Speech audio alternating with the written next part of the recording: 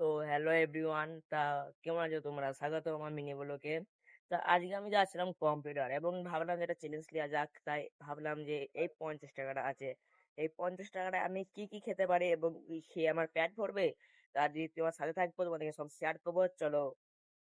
গুপ্তারা আসছেই চায়ের দোকান থেকে আমি নিয়ে নিলাম এক কাপ চা। এবং এই চাটা হচ্ছে তোমার 6 টাকা, তার মাইনাস করে দেখা যাবে তোমার হলো এখন 44 টাকা পিছাতে। তারপর দেখা যাক কি কি খাওয়া যায়। চলো। তা অবশেষে চলে এসেছি আমি গুসকারা, এবং আমার চোখে পড়লো একটা পরোটার দোকান। চলো এই দোকানে পরোটা খাওয়া যাক, চলো। তারপর আমি চলে এলাম পরোটা দোকানের ভেতরে, এবং পরোটা তোমাদের দেখিয়ে দিই ভাই, আলু তরকারি এবং 2 পিস পরোটা দিয়েছে। একটু মুখে নিয়ে দেখি ভাই, সত্যি কথা বলতে ভাই সেই ছিল পরোটাটা।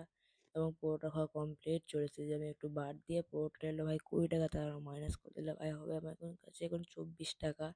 তাই অবশেষে দেখতে পেলাম আমি একটা আখের দোকান, তাই এখান থেকে আমি 20 টাকার আখের রস বলে দিয়েছি। তাই এখানে মিনি ব্লগটা শেষ করলাম। ভালো থাকো, লাভ ইউ, বাই, এবং ছিলেন সাকসেসফুল।